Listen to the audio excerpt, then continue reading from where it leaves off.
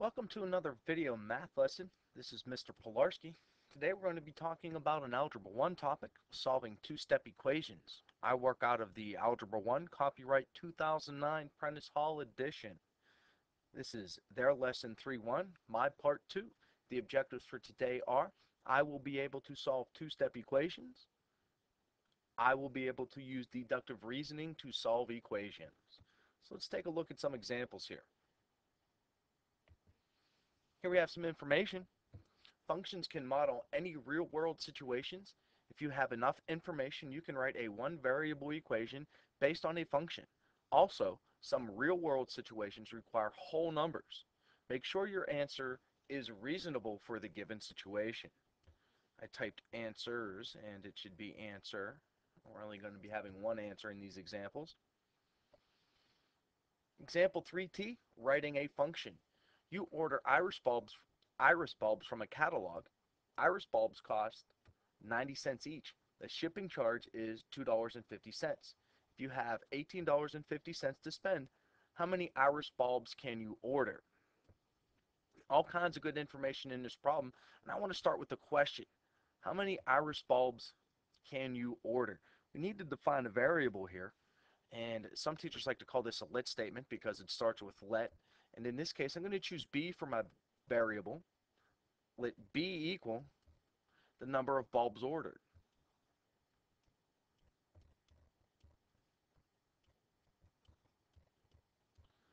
Now that I have my variable defined, we can talk about the kind of problem this is. This is a part-to-whole relationship. The whole being the amount of money that you have to spend, the $18.50. That's how much money you have to spend. The two parts of this problem is the shipping charge of $2.50 and the cost of the irises. The cost of the irises at 90 cents a piece. So we'll start writing this equation with the whole, or how much money I have to spend. I have $18.50 to spend, and that's going to be equal to the sum of the two parts. The one part is the shipping charge, $2.50. That's a flat rate. No matter how many bulbs I order, they're going to charge $2.50 for shipping. The rate that changes, or the value that changes, is going to be the iris bulb, or the cost of the iris bulbs, and that's because we don't know how many I can order. So we're going to write that part as 90 cents times B, the number of bulbs ordered. So how much money I have to spend is equal to the cost of the shipping plus the cost of the iris bulbs. So we have to solve this equation for B to figure out how many iris bulbs I can order. Solving this equation requires two steps. Subtract 250 from each side. When we subtract 250 from each side, that gives us 16 on the left-hand side and 0.90b on the right-hand side, or 90 cents times b. Next, we'll need to divide each side by 90 cents. And the 90s on the right divide out, leaving us with 1b, or the 0.90s, I should say. 16 divided by 0.90, or 0.9, gives the decimal, the rational number, 17.7. But for this problem, I need a whole number. I can't order 17.7 bulbs, so I need to either order 17 or 18. So if I order 18 bulbs, that's going to cost me too much money. And let me show you why. If I say B is equal to 18, and I substitute that into the equation, 1850 is equal to 250 plus 0.9 times 18.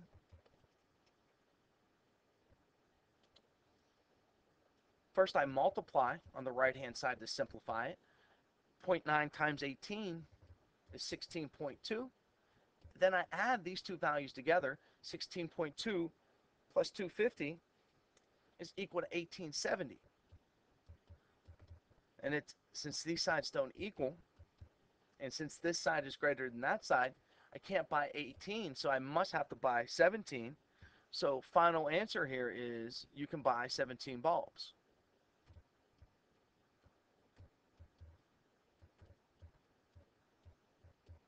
So not always going to have to follow the rules of rounding. Sometimes you're going to have to decide on which one is the correct answer. Example 14, moving into the second objective, using deductive reasoning. This is starting to build for geometry where we need to solve the equation 8 is equal to c divided by 24 plus 4 and justify each step. The first thing to do is to write down the original equation.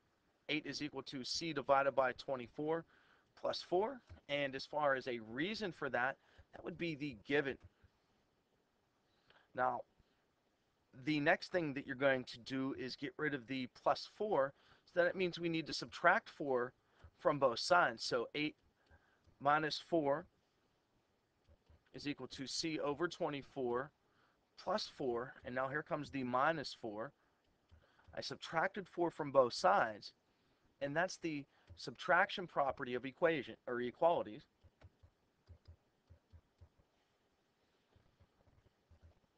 The next step would be to simplify the left and the right hand side. 8 minus 4 is 4.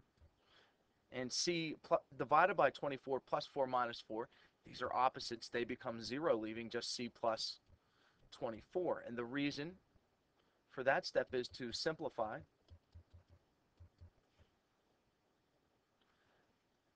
Next, what we need to do is get rid of this divide by 24, which means we need to multiply both sides by 24. So that'd be 24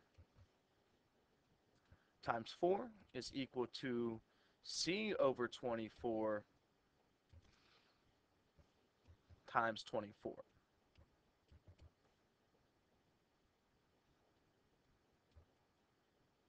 So we're multiplying both sides by 24, so that's the multiplication property of equality.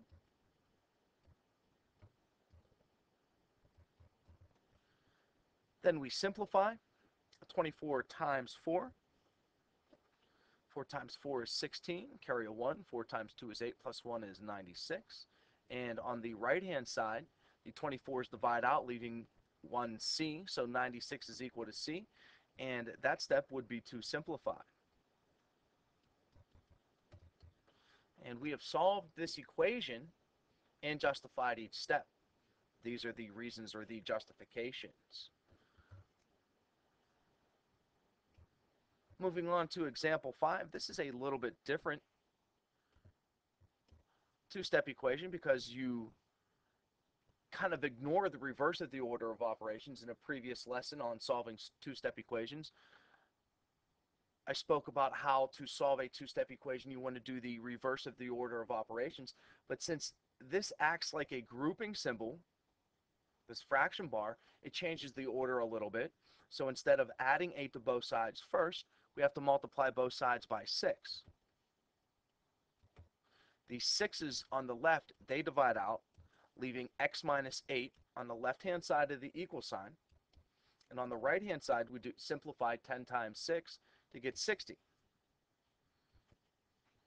Now we have one step left to do. That would be adding 8 to both sides.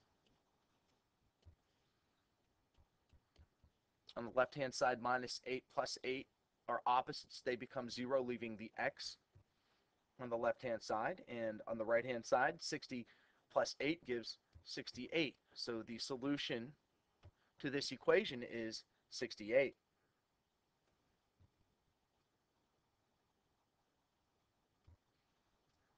In example 6, we integrate a little bit of geometry. It gives you the information you need to know about the geometry. So example 16 says solve. In each triangle, the measure of angle A is equal to the measure of angle B. Find the value of x. In essence, what you're working with here is an isosceles triangle. Since at least two angles are congruent, then we can classify it as an isosceles. And since angle A here is equal to angle B, we're going to write an equation out of that. Angle A is equal to 65 degrees. And that's going to be equal to angle B. So we could put 65 over here, but angle B is represented by the expression 4x minus 1. We're not asked to find the measure of angle A. We're asked to find the value of x. And if B, the measure of angle B is being represented by 4x plus 1. Since they're equal, we can make an equation out of them. So to solve this equation, we need to subtract 1 from each side. The ones on the right become 0 because they're opposites, leaving the 4x on the right of the equal sign, and on the left, 65 minus 1 is 64.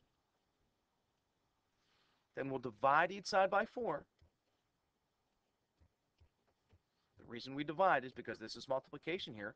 4x divided by 4 leaves 1x, and 64 divided by 4 is 16. So x is equal to 16. This has been another math lesson with Mr. Pilarski. Thanks for watching. Bye-bye.